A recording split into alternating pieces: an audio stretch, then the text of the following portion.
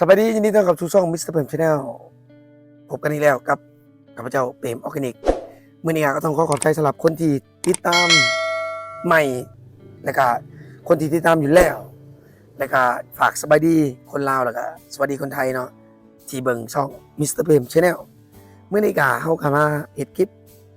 อีกครั้งเนาะเพราะมื้อนี้เป็นวันอาทิตย์หลังจากที่จบเวียกงานช่วงเช้ากลับมาอัดคลิปหลังจากที่พระเจ้าลงคลิปในหลายคลิปเนาะเกี่ยวกับดราม่าต่างๆที่เกิดขึ้นในประเทศลาวช่วงนี้ก็คือฮู้เนาะว่าเกี่ยวกับการท่องเที่ยวลาวชื่อว่านักท่องเที่ยวเบอร์หนึ่งของแซมก็คือประเทศไทยเนาะทั้งที่ว่ามีคนมาเฮ็ดเพจเฮ็ด TikTok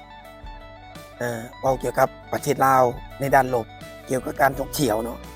เพราะว่าจะเป็นการที่เราบ่รับเงินตาต่างประเทศรับแต่เงินกีบสำหรับใช้จ่ายภายในประเทศที่เข้ามาเที่ยวลาวเนาะแล้วก็มีคนไทยหลายๆคนเนาะเข้าใจแล้วก็เฮ็ดคลิปออกมาแล้วก็เห็นหลายๆคนก็ไปคอมเมนต์ก็แน่นอนเนาะเขาก็ว่าอยู่ประเทศไทยคนลาวมากยังใส่เงินไทยเนาะคนลาวสิไปไทยเขาก็ต้องไปแลกเงินกีบเป็นเงินบาทใช้จ่ายไปในประเทศไทยเนาะอันนี้เขาจะเข้าใจเนาะแต่ยิ่งไปกว่านั้นนักท่องเที่ยวเขามาเที่ยวในลาวช่วงนี้ก็คืออยู่ภาคใต้ของลาวก็คือแขวงจำปาสักเนาะก็ถือว่ามีหลายๆนักท่องเที่ยว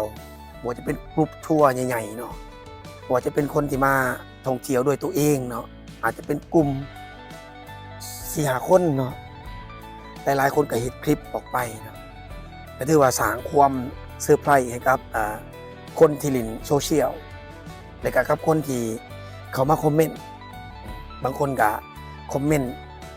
ให้กำลังใจประเทศลาวเนาะเฮาบ่เบิ่งคอมเมนต์ตัวนี้เขาคอมเมนต์ไว้ได้บ่ฮู้ว่าเพิ่น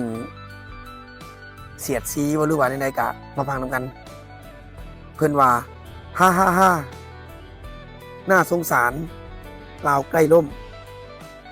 จากเคยขับรถไปเที่ยวลาวมาหลายครั้งหลวงพระบางวังเวียงลาวกลางลาวใต้เราดูต่อไปเหมือนว่าอันอื่นก็ต้องขอบใจที่มาคอมเมนต์เนาะตามที่ข่อยเบิ่งคอมเมนต์แล้วอันนี้เป็นการดูถูกหรือว่าเหยียดนิดคันว่าคนเคยมาเที่ยวลาวเนาะแน่นอนเขาเห็นแน่นอนธรรมชาติป่าไม้แหล่งท่องเที่ยวยังมีหลายแน่นอนลาวเขาก็ให้ต่างประเทศมาสัมปทาน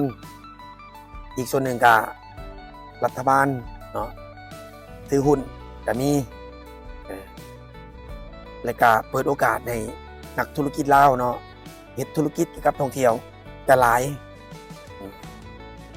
ค่อยเชื่อว่านักท่องเที่ยวที่มาเที่ยวลาวนี่บอกเฉพาะคนไทยเนาะค่อยบอกเลยเขามักธรรมชาติเมืองลาวอันสองมานิสัยคนลาวเนาะเขาว่าน่าฮักต้อนรับแขกบ้านแขกเมืองได้ดีบางครั้งก็มีบ่ที่เราเห็นตามข่าวก็มีเนาะแต่เป็นส่วนน้อยบ่หลายคันมาสมเทียบใส่กับข่าวที่เกิดขึ้นในประเทศไทยนี่รายวันนี่คนละเรื่องกันเลยเนาะฉะนั้นแล้วอันนี้ก็ต้องขอบใจเนาะคนไทยที่มาเที่ยวลาวแล้วก็ออกมาเฮ็ดคลิปออกมาอธิบายบางคนก็มากินข้าวพุ่นเด้กับประชาชนลาวบางคนก็เฮ็ดกิจกรรมเป็นกลุ่มกิจกรรมที่มาเฮ็ดกับกลุ่มทัวร์เนาะท่องเที่ยวแต่ละบ่อนหลายๆฉะนั้นแล้วการท่องเที่ยวตอนนี้ข่อยเชื่อว่าคนไทยหลายๆคนก็ยังอยากมาประเทศลาวเนาะทั้งที่ว่ามีคนเห็นคลิปบ่ต้องไปเที่ยวลาวเป็นจังซั่นลาวเป็นจังซี่ลาวบ่ต้อนรับคนไทยอันนั้นคนบ่เคยมาเนาะสำหรับคนที่เคยมาลาวแล้วแน่นอนเขามาอีกบางคนมาหลายครั้งสำหรับคลิปนี้ก็บ่มีหยังหลายเนาะคืออยากจะมาขอบใจคนไทยหลายๆกลุ่มเนาะบ่ว่าจะเป็นกลุ่มทัวร์บ่ว่าจะเป็นกลุ่มแก๊งที่มาขี่รถหรือว่ายังต่างมาท่องเที่ยวด้วยตัวเองขับรถใหญ่มาเอง เขาเห็นคลิปออกไปเนาะเพื่อนำเสนอกับคนไทยหลายๆคนให้เบิ่งในหลายมุมเกี่ยวกับการท่องเที่ยวลาวโอเคเนาะสำหรับคลิปนี้ขอบใจหลาย